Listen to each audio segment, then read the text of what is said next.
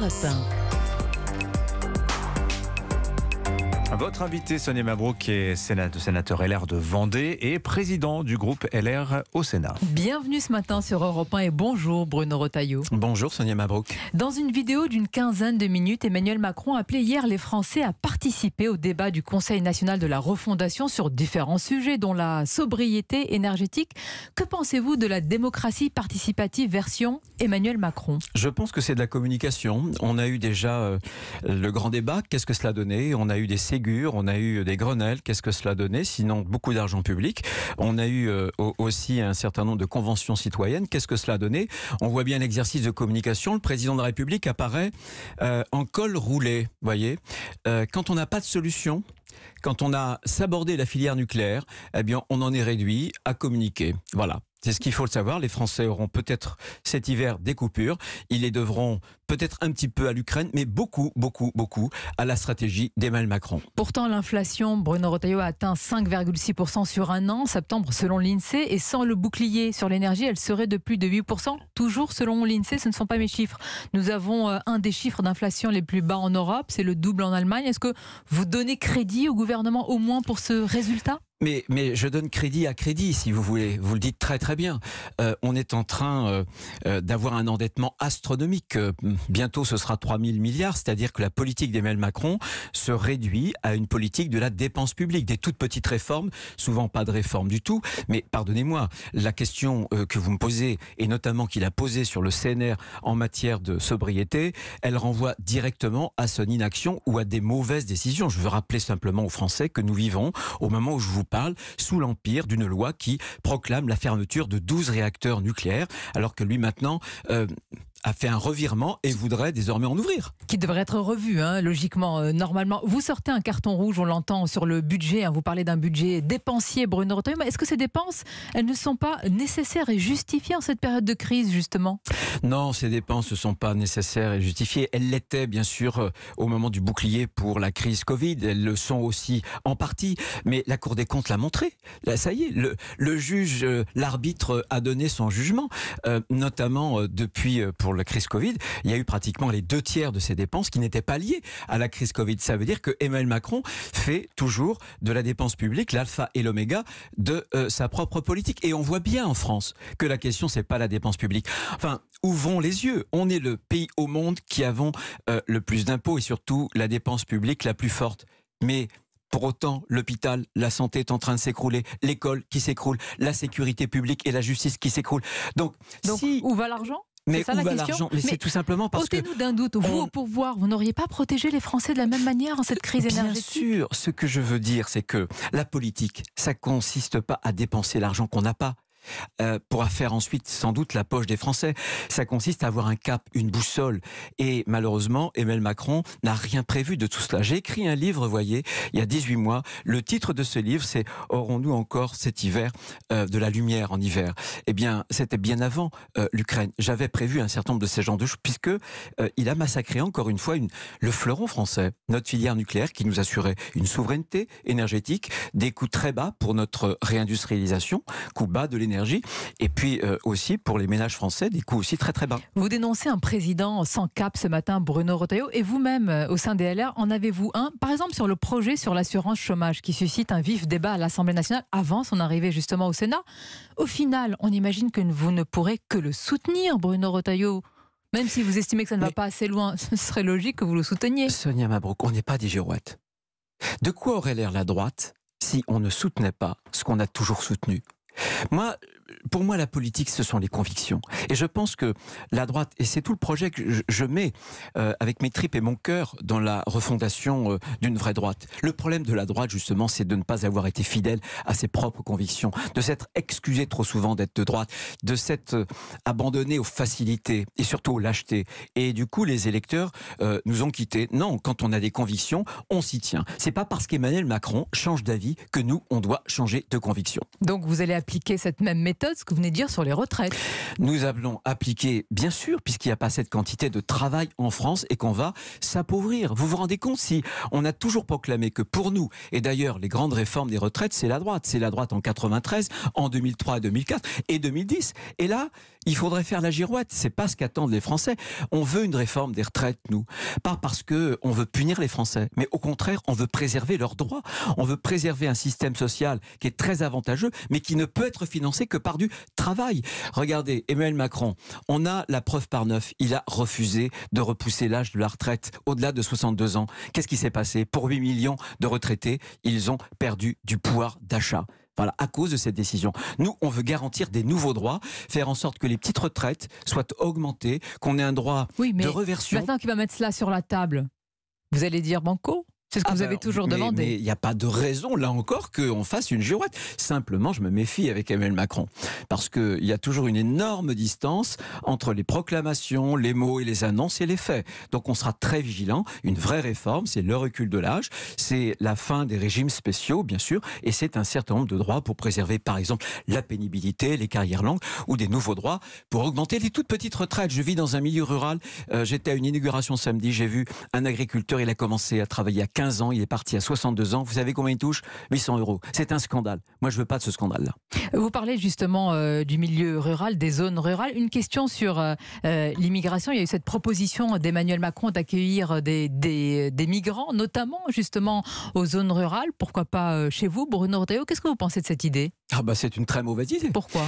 Parce que tout simplement, on voit bien que, faute de maîtriser l'immigration, ils veulent la répartir, et la répartir sur tous les territoires ruraux. Quel risque y aurait-il à ça? Mais il y a des risques, regardez, sur Nantes. J'étais visiter le commissariat de Nantes vendredi. Vous savez qu'il y a une bouffée d'ultra-violence. Je me souviens de la municipalité qui affichait en 2015 « Bienvenue aux réfugiés ». Eh bien, il y a eu beaucoup d'immigrants. Eh bien, vous savez que cette ultra-violence est directement lié à ce phénomène migratoire qui n'est pas maîtrisé. Vous avez entendu ce que dit la maire de Nantes, Johanna Rolland, que ceux qui font le lien entre immigration et délinquance, c'est stigmatiser les migrants. Eh bien, moi, je lutte contre la loi du silence. La loi du silence, l'omerta, je le lui dis, je la connais bien d'ailleurs, ça n'est pas la réponse. Ce que m'ont dit les policiers, et j'invite Madame Johanna Rolland à poser les mêmes questions, c'est que les mises en cause à Nantes, dans le centre-ville de Nantes, c'est entre 60 et 70% des mises en cause qui sont liées à des immigrés. Vous vous rendez compte? Il faut ouvrir les yeux. Comment vous avez ce chiffre, Bruno Retailleau?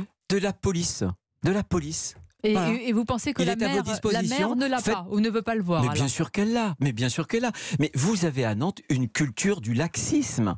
Voilà, vous savez qu'à Nantes, les préfets ne demandent pas les parcours des manifestations. Depuis 1953, il y a une tradition révolutionnaire à Nantes qui fait que, alors que partout en France, pour garantir la sécurité des manifestants, pour garantir aussi la sécurité publique, on demande, vous devez déposer dans les préfectures les trajets des manifestations. Eh bien non, à Nantes, il y a une tradition gauchiste, révolutionnaire, c'est connu pour cela, et voilà, on en arrive.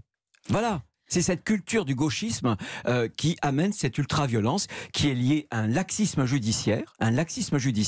Moi, monsieur Dupond-Moretti, je m'en fiche de sa mise en examen. Vous en fichez? Je vais vous dire, ce que veulent les Français, c'est qu'ils changent de politique, qui est une révolution pénale. Il a fait le 20 septembre dernier. Le 20 septembre, c'est tout près, il y a quelques jours, une circulaire à ses parquetiers, au procureur de la République, en disant, même pour les multirécidivistes, même pour ceux qui récidivent, surtout, évitons la prison et privilégier les TIG. Pourquoi il dit ça, Bruno Retailleau? d'intérêt général. Il n'y a pas assez de place de prison. Oui, parce qu'ils n'en ont pas construit. Mais vous non plus, j'allais dire. Plus que, mais je vais vous dire, la droite, c'est pas à moi parce que je pense que notre passé est aussi un passif. On pourra en parler, et moi ce que je reproche à ma propre famille politique, c'est souvent de s'être excusé. C'est tous ces abandons et ces lâchetés dont je vous parlais tout à l'heure.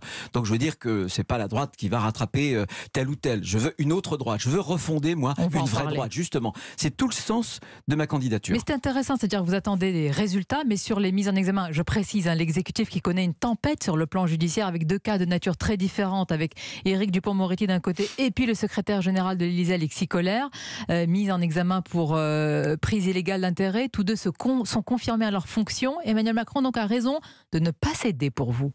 Ah, pas du tout, j'ai pas dit ça. Jupiter est devenu Tartuffe. Parce que je me souviens très bien, moi, la première loi qui nous est fait voter en 2017, il venait tout juste d'être élu, était la loi de moralisation de la vie publique. Elle était soutenue par un garde des Sceaux qui s'appelait à l'époque monsieur François Bayrou. Donc Tartuffe, c'est deux poids, deux mesures. On nous clame cette République exemplaire et ensuite on réserve une mesure différente. Souvenez-vous de tous ceux qui ont dû démissionner, d'ailleurs monsieur Bayrou a dû démissionner. Monsieur Ferrand, à l'époque, a dû démissionner. Donc c'est à géométrie variable. Mais bien sûr que c'est à géométrie variable. C'est terrible cette tartufferie parce que ces gens-là passent leur temps à dire d'un côté blanc et à faire de l'autre côté noir. Ils abaissent la politique, en réalité, le crédit de la parole publique et du comportement public. Alors c'est très important, parlons de la parole politique. Vous êtes un candidat ce matin à ce micro, Bruno Retailleau, candidat à la présidence du parti LR face à Éric Ciotti et Aurélien Pradier.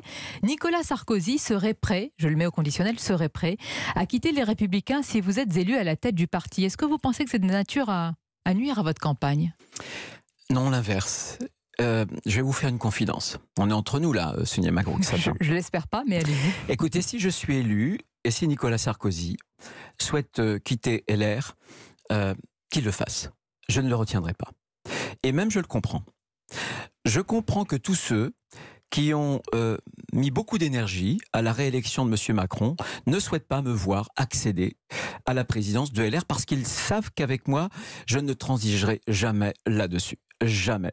Je veux une droite qui soit vraiment de droite, je le disais, pas une droite à mi-temps, pas une moitié de droite, la droite complète. Voilà ce que on va en parler, je dis mais vous de la dites à façon Nicolas Sarkozy, la plus calme et sereine. Partez, c'est pas, on ne vous retient pas. Non, attendez, on ne vous retient pas, monsieur l'ancien président. Écoutez, si vraiment, monsieur le président de la République, vous avez dit ce que j'ai lu, eh bien, si je suis élu, je ne vous retiendrai pas. Mais pourquoi il dit cela, selon vous, Bruno Retailleau? Pourquoi il dit cela? Peut-être parce que j'étais un des seuls parlementaires à l'époque à ne pas vouloir voter le traité de Lisbonne. Ce traité qui avait infirmé ce que le peuple français avait pourtant décidé en refusant de voter le traité constitutionnel. Je pense que ça fait partie des blessures à notre démocratie, voyez. Et j'avais refusé de voter à l'époque le traité de Lisbonne. Mais si l'on en croit son entourage, il pense aussi que vous seriez le représentant d'une droite rabougrie, refermée sur elle-même, les restes d'une droite en réalité. C'est l'inverse, c'est l'inverse. Moi je pense que, et je lutte. Pourquoi est-ce qu'on a connu cette succession d'échecs? Je vais vous donner quelques exemples justement de ces reculs, de ces abandons. Certes, on a fait la défiscalisation des 35 heures, mais on les a pas abandonnés, les 35 heures. Certes, on a fait des peines planchées, mais on a abandonné la double peine. Certes, on a réduit un peu la fonction publique, mais on a fait les ARS qui ont bureaucratisé la santé. Là, vous êtes en train de me faire l'inventaire, c'est ça? C'est un inventaire, et moi je suis totalement libre. Qui n'a pas été fait d'ailleurs par la droite. Exactement, c'est tout le problème. Ça, le problème. Et il faudra le faire pour dire aux Français qu'on a vraiment changé. Y compris l'inventaire de Nicolas Sarkozy. Alors. Mais bien sûr, quand je dis que le passé est aussi un passif, je renvoie aussi à cela. Je ne dis pas que tout était mauvais. Je suis prêt à reconnaître un certain nombre de choses positives. Mais il faut que on dise aux Français, écoutez, on tire les leçons de nos échecs. Et on n'est pas exactement la même droite.